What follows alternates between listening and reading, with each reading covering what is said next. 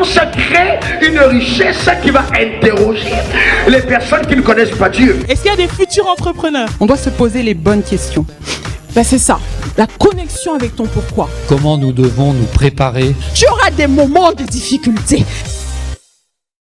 Mais sans plus tarder, je vais laisser la parole à tout simplement à notre invité partenaire qui est Jean-Pierre Coapé, qui est le président de la Chambre de commerce chrétienne internationale.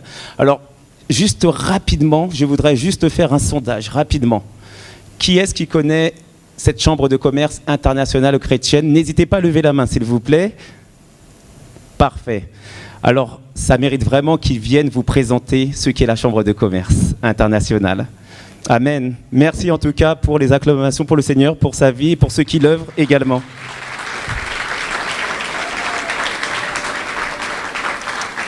Merci. Merci.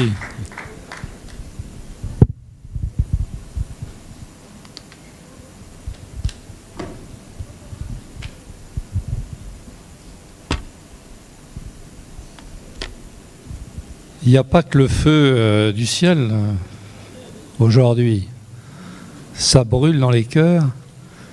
Et en commençant ce matin, je me dis, mais comment ça va finir? En tous les cas, c'est avec joie que je suis là pour vous présenter la Chambre de commerce chrétienne, dont je suis le président. Et je cherche un repreneur, parce qu'à mon âge, il faut bien laisser la place aux jeunes. Je l'ai fait dans l'entreprise, je l'ai fait dans... Oui, merci. Je le fais aussi dans mon église, parce que je suis à la fois pasteur. Et donc, et j'ai un avantage sur vous. C'est pas un désavantage d'avoir des cheveux blancs et d'en avoir perdu un peu. C'est un avantage parce que il y a au moins une trentaine d'années que je suis à la Chambre de commerce chrétienne et j'ai vu les changements. Vous êtes les changements. J'ai vu tellement de mouvements se lever à travers le Saint-Esprit pour montrer la réalité des fins des temps. La réalité, c'est de réconcilier les choses. L'Église a besoin de se réconcilier avec le monde extérieur. J'ai écrit un bouquin, je vous en parlerai tout à l'heure. Je vais faire aussi un peu de pub. Mais il y a une réalité spirituelle derrière tout ça. Parce que nous ne sommes pas des pions, nous ne sommes pas comme ça, envoyés n'importe où, pour dire « Seigneur, prends-moi ». Le retour du Seigneur. Et à Luther, quand on lui a posé la question, si on te disait « Jésus vient demain, qu'est-ce que tu fais ?» « Je plante un arbre. » Nous sommes des planteurs d'arbres. Nous sommes des plantations. Parce qu'il ne faut pas penser simplement pour qu'on soit sauvés nous-mêmes. Mais le Seigneur a un plan plus grand que nous. Et je crois que c'est important de pouvoir faire connaître tout ce qui se fait en ce moment. Et je peux vous assurer d'avoir vu des partenariats, et merci, Pasteur Kitty et à Stéphane, de nous avoir invités. Et on a été heureux de dire on va faire ça ensemble. Bien sûr, vous avez fait tout. Nous, on est là simplement pour accompagner et à présenter aussi la Chambre de commerce chrétienne. Je n'ai pas vu les mains qui se sont levées, je n'ai pas fait le comptage. Hein. On m'a dit qu'il y avait très peu de gens qui connaissaient ICCC. Alors il y a une chose qui est certaine, c'est que vous ne pourrez plus le lire. D'accord? On avance, hein? On avance. Et c'est vrai qu'on a peut-être des efforts à faire dans la communication. Merci pour la dernière discussion que nous avons eue au téléphone, de pouvoir communiquer encore mieux. Hein? Et c'est notre rôle aussi d'être à la pointe dans ce domaine.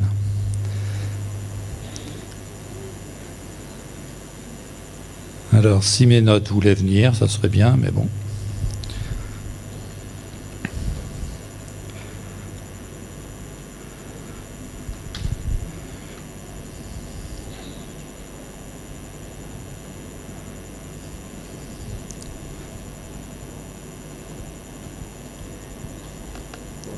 Voilà, c'est parti.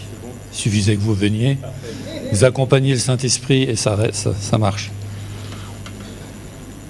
J'ai bien apprécié ce matin tout ce que j'ai entendu. Le Saint-Esprit est au milieu de nous. On n'est pas dans l'ancienne alliance où on est en train de remplir le temple. Nous sommes le temple du Saint-Esprit. Et si nous comprenons ça, je crois que nous avons la bonne raison de nous lever là où nous sommes. Pas vous lever seulement le dimanche matin à lever les mains au ciel, et c'est beau quand il y a une assemblée qui loue et je fais partie d'eux. Sauf que moi, au bout d'une demi-heure, 3/4 d'heure, je me dis, bon, maintenant, qu'est-ce qu'on fait? Je suis un entrepreneur.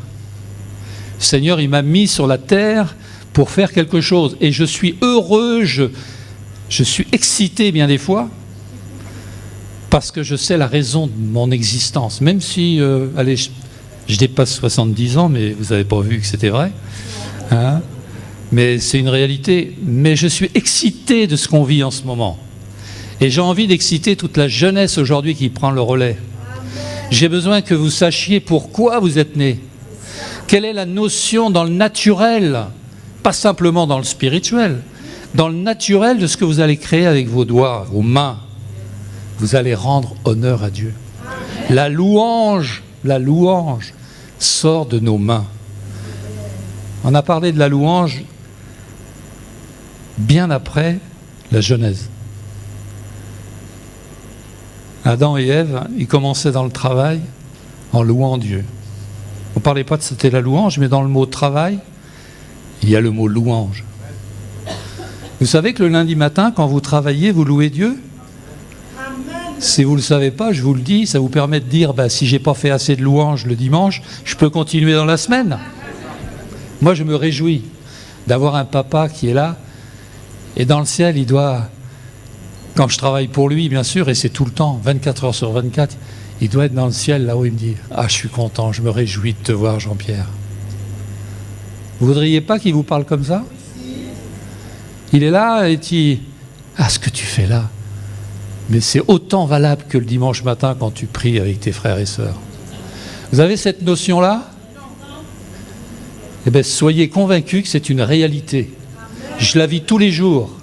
Et je pourrais passer des heures à raconter les projets que je suis en train de faire en ce moment, à mon âge. Mais je suis excité des choses que Dieu est en train de faire. Et vous êtes la raison de ma joie de voir qu'il y a des réalisations qui sont en train de se faire, là, dans ma génération, à moi, mais dans la vôtre, parce que vous êtes en train de prendre le relais. La réalité, c'est que je transmets ça à mes enfants aujourd'hui. C'est une gloire. Quelle est la meilleure chose pour un père d'avoir transmis quelque chose de tangible? Pas de la théologie ou de la théorie, pas une liste de courses que je fais dans ma prière. La réalité d'avoir consacré sa vie pour le royaume de Dieu. Rechercher premièrement le royaume de Dieu et sa justice. Tout le reste, mais ça va venir avec. Et s'il y a la richesse, tant mieux.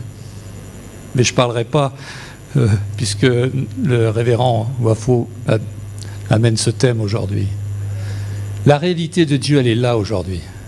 Et vraiment, c'est ce que je veux faire. Mais je ne vais pas m'écarter.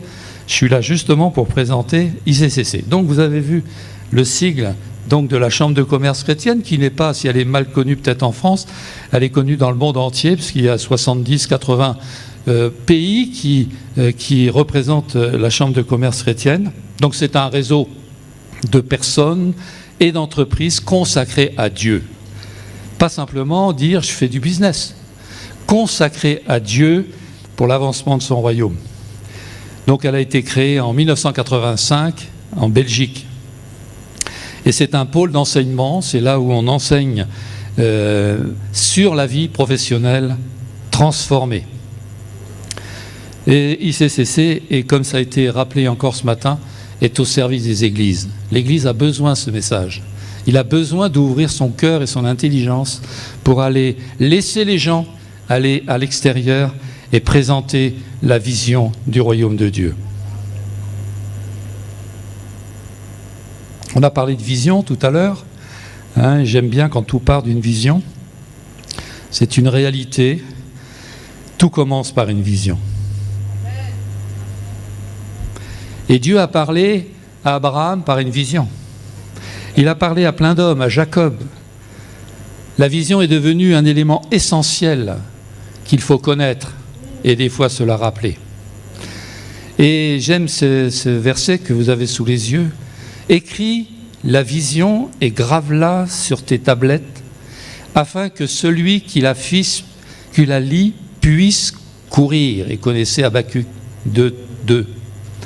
Et c'est la version Darby que je viens de lire. Donc il y a une notion de la graver, de travailler avec et de courir avec. On est un peu statique des fois sur les situations quand on apprend quelque chose. Donc souvent nous courons après quoi? Des fois on court au succès, à la réussite. Et je pense qu'ici vous êtes remplis de cela. On parle de succès, on parle de réussite, on parle de prospérité, on parle d'argent. C'est des fois un fil rouge qui est un peu tendu là et on ne sait pas bien si on a bien compris comment ma relation à l'argent. Mais on pourrait en faire tout un thème et je crois que c'est important de savoir après quoi nous courons. Le principal dans des situations un peu comme ça, quand on touche un peu à l'argent, c'est effectivement de ne pas perdre son âme. Et je crois que je mets en garde vraiment toutes vous qui êtes là, exposants ou visiteurs, en rêvant de monter une entreprise et de voir souvent les dollars ou les euros. Et je crois qu'il y a une bonne raison de vouloir raisonner comme ça.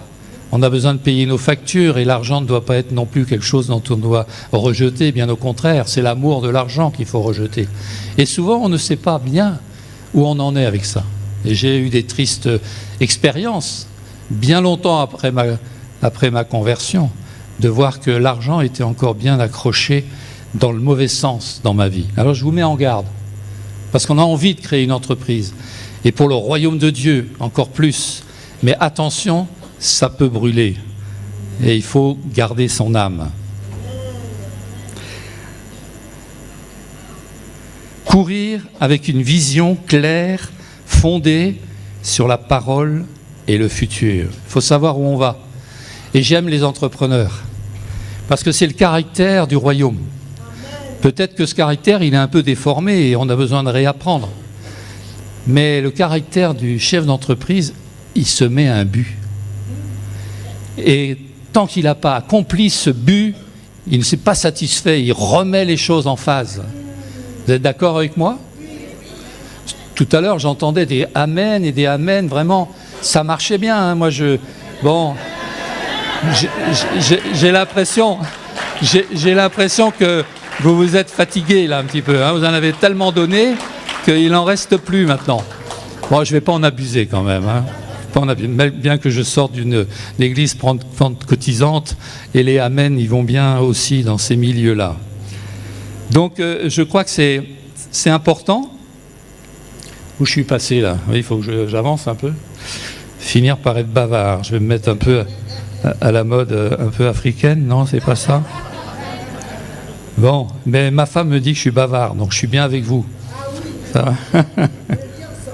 Bon, alors voilà. Alors, une phrase pour résumer un peu qui nous sommes. Rendre visible le royaume de Dieu dans le monde du travail et des affaires, où les objectifs, les plans et les stratégies deviennent une manifestation extérieure d'une marche intérieure de foi. Vous voyez la nuance? On est bien à l'extérieur. Hein. Toutes les choses extérieures, ouais, ça bien, on est quand même... ouais, j'ai mis mon beau costume. Et l'entreprise, c'est un peu ça. On présente qu'on est les meilleurs, non? Si vous faites un peu de commercial, vous n'allez pas vendre votre produit en disant « mais non, allez chez le voisin, il est mieux. Hein » Vous allez dire que vous êtes les meilleurs. Et on prêche l'excellence. Donc ça veut dire la réalité, il faut qu'elle se voie aussi à l'extérieur. Mais ça part aussi de l'intérieur. Et c'est pour ça que nous, ICCC, Chambre de commerce chrétienne, on veut travailler de l'intérieur. Et je vous parlerai un peu de ce qu'on propose pour travailler de l'intérieur. Si ce n'est pas travailler de l'intérieur, il va sortir quelque chose qui ne va pas durer. On construit quelque chose pour durer. Moi, je suis dans le bâtiment, entrepreneur dans le bâtiment, je peux vous assurer que je veille à la fondation. Si je n'ai pas de fondation, mon bâtiment, il va voir le jour rapidement, mais il ne va pas durer.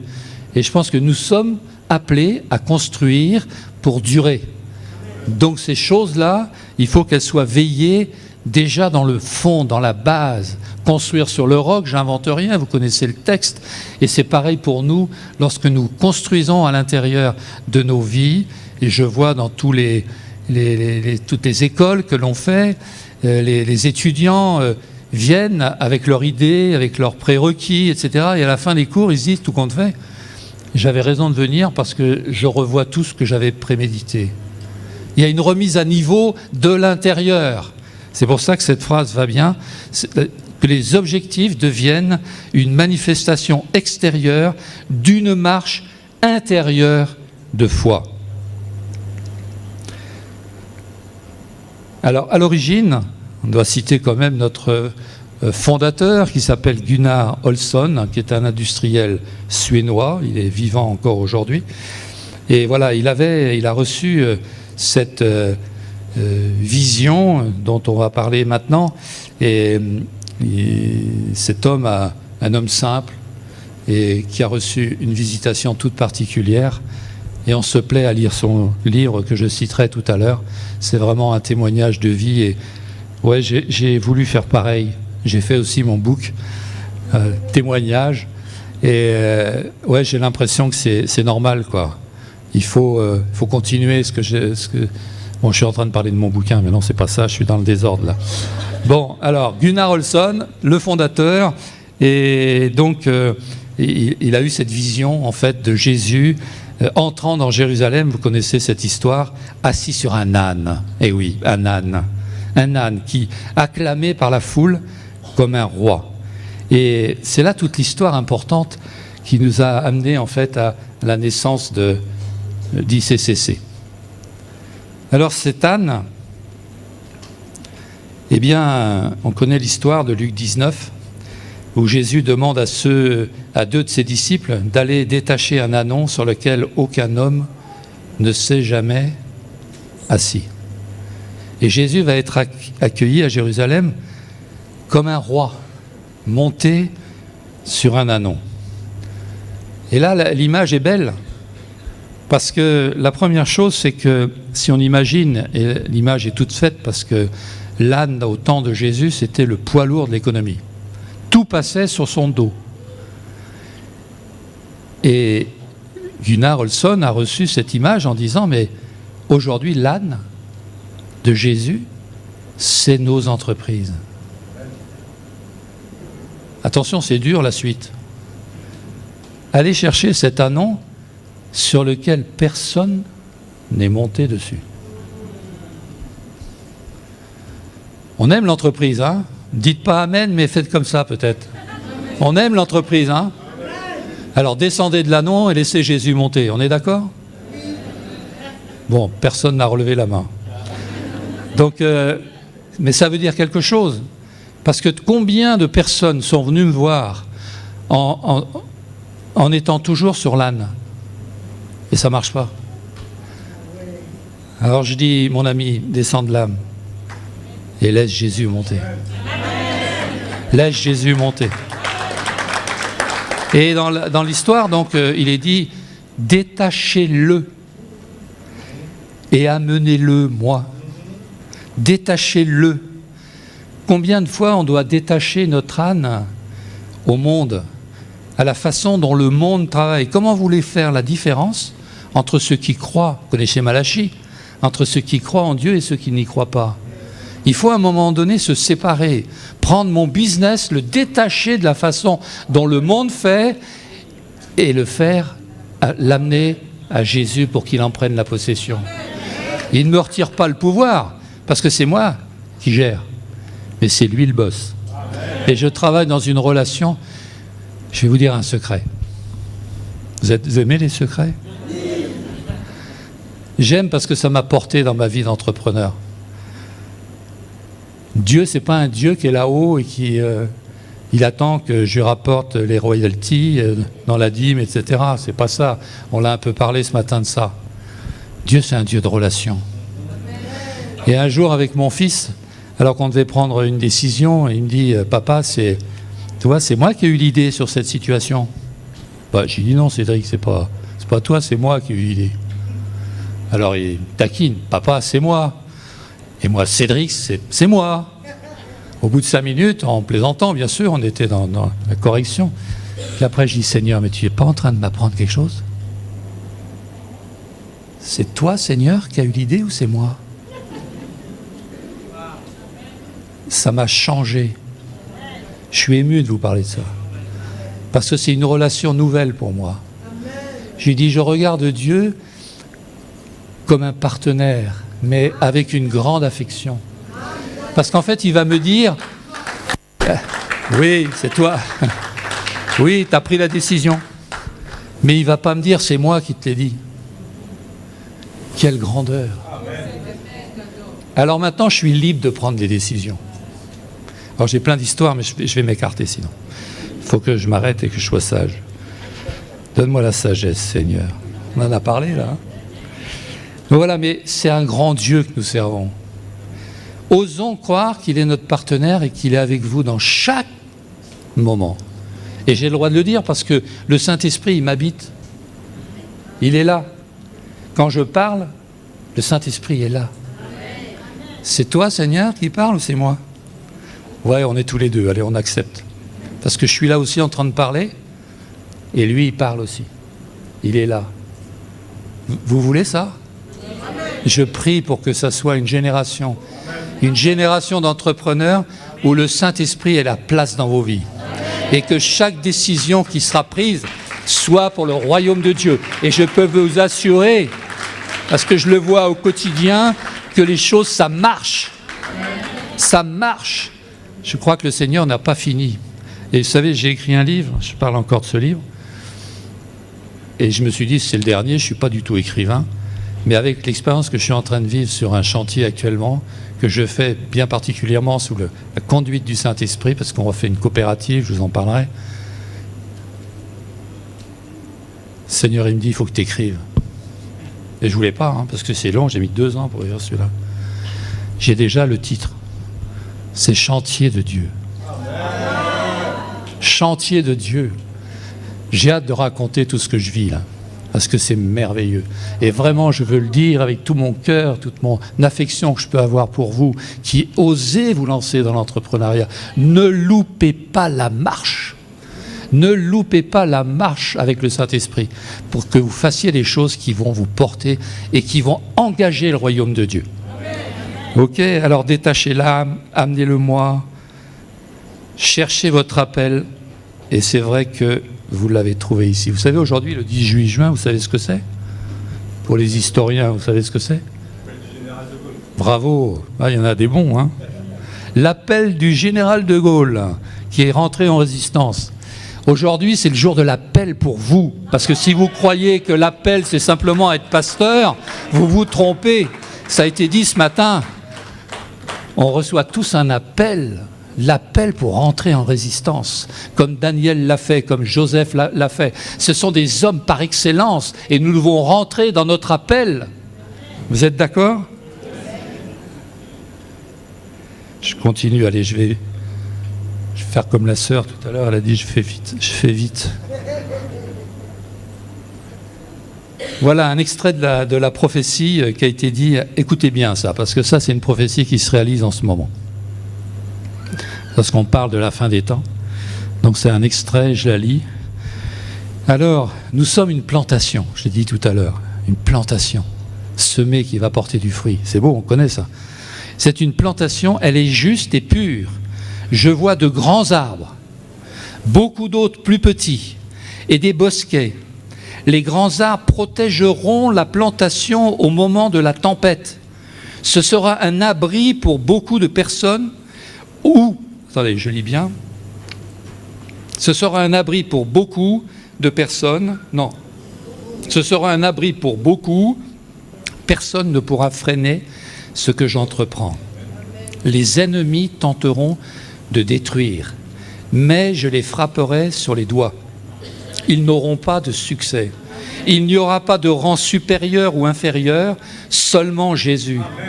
Le Seigneur utilisera ces personnes pour faire des miracles remarquables. Les arbres sont remplis de fruits contenant une grande puissance. On est preneurs? On est preneurs de ces fruits que le Seigneur veut nous donner, pas pour nous seulement, pour les autres, parce que Dieu est en train de préparer cela. Et dans le projet qu'on est en train de faire, c'est comme une ville refuge. Vous connaissez les 6 villes refuges de Josué, où les gens allaient se réfugier. Eh bien, nous devons chercher aussi des endroits refuges, que ça soit dans nos églises, dans nos entreprises. Et pour le fait, là, c'est mon entreprise, où on va être cet élément refuge pour pouvoir aider les jeunes entreprises. Voilà, l'appel et la vocation d'ICCC est de créer l'espace pour réaliser cette plantation de grands et de petits arbres. Cette plantation sera un refuge pour beaucoup de gens quand viendra la tempête. Et nous savons qu'on y vient dans cette tempête. Mais le temps arrive où nous-mêmes, nous devons nous préparer à réagir, à être à notre place comme des arbres qui portent beaucoup de fruits. Voilà, ils manifesteront l'invisible dans la préparation du royaume éternel de Dieu ici sur la terre. Et on fait référence à Ézéchiel 47, cet arbre qui est planté par près des eaux. Voilà la vocation d'ICCC, donc le caractère du royaume de Dieu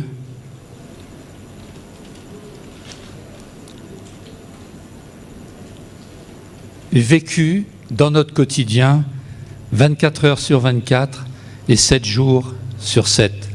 Donc c'est encourager, équiper les chrétiens dans leur vie professionnelle afin qu'ils connaissent une nouvelle dimension de foi, d'amour, d'espérance et de liberté requise pour le travail en ces temps difficiles. Il ne faut pas avoir peur. La peur aujourd'hui, on la cultive. C'est une peur politique. Et on utilise beaucoup en fait ces éléments d'angoisse. Est-ce que le chrétien, il doit se ranger dans cette peur? Il y a des difficultés en face de nous. Et si vous rentrez dans le monde professionnel, vous n'êtes pas quitte. Les choses ne vont pas aller si simples que ça. Ça a été dit ce matin par le pasteur Wafo. On doit se préparer à rentrer dans un combat. Le combat, ce n'est pas forcément dans nos 4 murs de l'église. Là, tout va bien. Et quand on va sortir et te mettre le nez dehors, on va trouver des clients qui ne payent pas.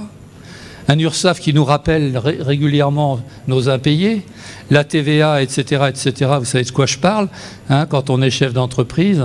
Les employés qui se défilent, il va falloir, on les a formés, puis maintenant ils s'en vont à la concurrence, etc., etc. Je pense que le combat, il est là. Il faut être prêt pour le combat. On ne s'arme pas, on n'est pas rentré comme ça. Vous savez, le peuple d'Israël qui a tourné en rond pendant 40 ans, il s'est préparé pour devenir une équipe de combattants. Et l'histoire de Gédéon qui a été rappelée tout à l'heure, je pense que 300 personnes ont suffi pour vaincre les Madianites. On n'a pas besoin des 30 000. Dieu, il a fait un tri, il a dit « je vais prendre ça, ça, cela, cela ». Et ils ont gagné la bataille, parce que les Madianites étaient en train de piller leur manière de subvenir à leurs besoins, n'est-ce pas? Vous connaissez l'histoire. Donc être un canal de la vie de Dieu dans notre vie professionnelle, en discernant les temps et comprendre l'époque dans laquelle nous vivons.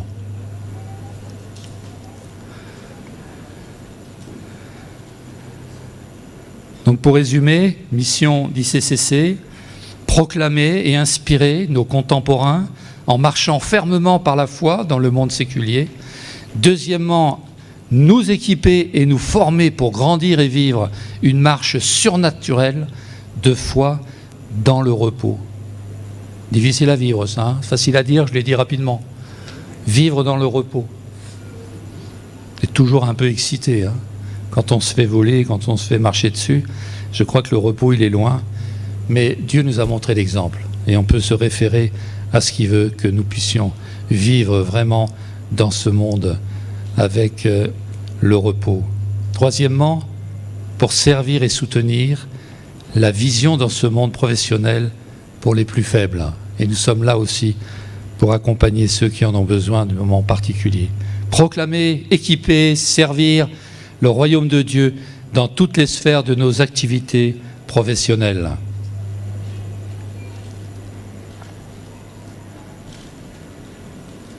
Préparer l'Église. Et je vais lire, nous avons besoin de la connaissance venant de Dieu. On a parlé de la connaissance tout à l'heure. Mon peuple est détruit faute de connaissance, car toi tu as rejeté la connaissance, et je te rejetterai afin que tu n'exerces plus la sacrificature devant moi, car tu as oublié la loi de ton Dieu, et moi j'oublierai tes fils. Osée, chapitre 4, verset 6. Voilà comment nous devons nous préparer en élargissant notre territoire, connaître effectivement dans le monde professionnel ce qui est notre devoir et former à travers la sagesse de Dieu pour révéler la connaissance des temps dans lesquels nous vivons, en renouvellement de l'intelligence, et en exemple de Bezalel, qui était rempli de l'esprit pour faire toutes sortes d'œuvres et de travail dans le temple. Alors nous avons du travail parce que si vous croyez au retour de Christ et l'enlèvement de l'Église, elle sera retirée sans ride et sans tache. Donc je pense qu'il y a un peu de travail à faire avant que le Seigneur revienne. Alors il y en a qui pensent qu'ils vont arriver demain, le Seigneur. Je crois qu'il va attendre un petit peu que vous soyez prêts, que je sois prêt, que la génération qui vient, là, actuellement, se mette dans le travail. Et ça va très vite. Comme je disais tout à l'heure, je le vois de mes yeux, de voir que le Seigneur est en train de rassembler ses disciples. Pas les chrétiens, ce terme-là est un peu impropre. Chercher des disciples, des gens qui ressemblent à Dieu, des gens qui sentent Dieu, qui veulent vraiment comprendre et connaître le plan de Dieu. Donc il faut que l'Église rentre dans sa vocation. Voilà les 3 canaux qui sont enseignés utiles pour ICCC. Le premier, donc, c'est des cours TWL, qui veut dire donc Transformed Working Life, ou en français la vie professionnelle transformée. Et nous avons donc ces cours donc régulièrement dans toutes les régions de France. L'école d'entrepreneurs, donc je vous en parlerai encore un peu plus tard, donc qui est là pour enseigner les jeunes chefs d'entreprise qui se préparent en fait à prendre une activité dans l'entrepreneuriat. Et puis le 3e canal là qui est tout neuf puisqu'on est en train de construire, et c'est ce que vous voyez, je vous en parlais tout à l'heure. Voilà le projet qui m'excite un peu, c'est cette construction là qui est en cours. On renouvelle 600 mètres carrés donc entre une coopérative, ça c'est le but d'ICCC, un coworking et aussi un restaurant qui va être un lieu de rencontre, de lien social avec les chrétiens, les non-chrétiens, de façon qu'on puisse parler de ce que l'on vit au quotidien en mettant notre foi en Dieu.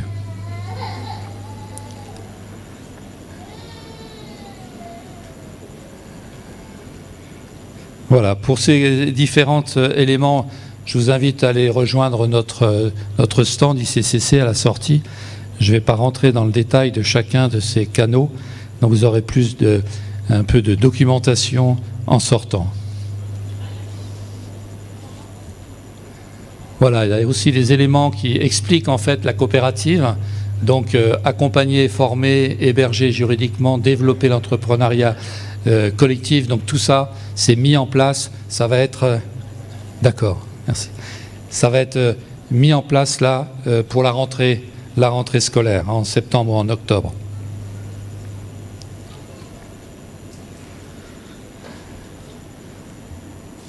Voilà, donc ça c'est un peu la transformation du TWL, donc de l'appel à la transformation pour finir dans la manifestation du royaume à l'extérieur. Donc ça c'est la réalité de ce qu'on peut apprendre dans ces cours. Il y a 22 cours dans les cours TWL et je pense qu'on est enrichi de pouvoir vivre ces temps pendant 22 cours. Dans nos sphères d'influence, à travers notre vie personnelle, notre lieu, ton lieu de travail ou ton entreprise, ton domaine, secteur ou branche, ta ville, etc., etc., la progression dans ce que Dieu est en train de faire avec nous. Quelques mots donc sur l'école d'entrepreneurs, une journée mensuelle de formation sur 1 an. L'objectif, acquérir ou conforter les bases de l'entrepreneuriat, poser les fondations d'une entreprise chrétienne, programme, des outils techniques, des ateliers de réflexion et d'approfondissement, un accompagnement avec du mentoring. Et bien sûr, ce sont des formateurs professionnels. Voilà, je terminerai par 2 slides importants de Romains 8, 19.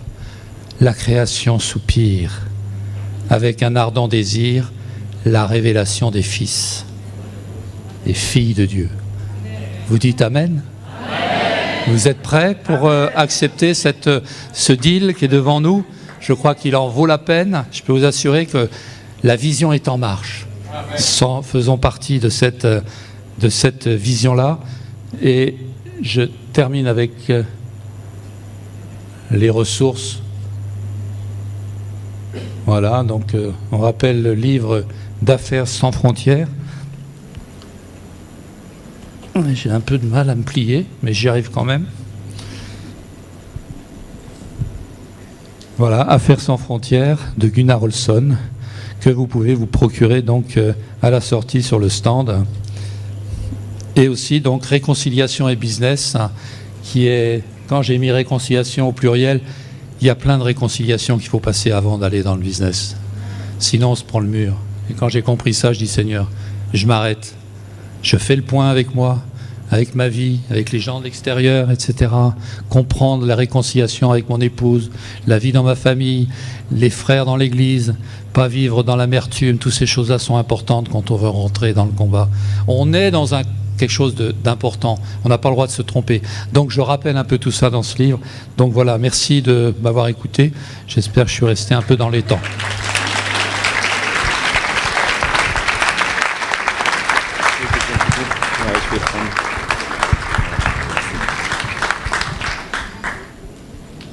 L'éminence crée une richesse qui va interroger les personnes qui ne connaissent pas Dieu. Est-ce qu'il y a des futurs entrepreneurs? On doit se poser les bonnes questions. C'est ça, la connexion avec ton pourquoi. Comment nous devons nous préparer? Tu auras des moments de difficulté.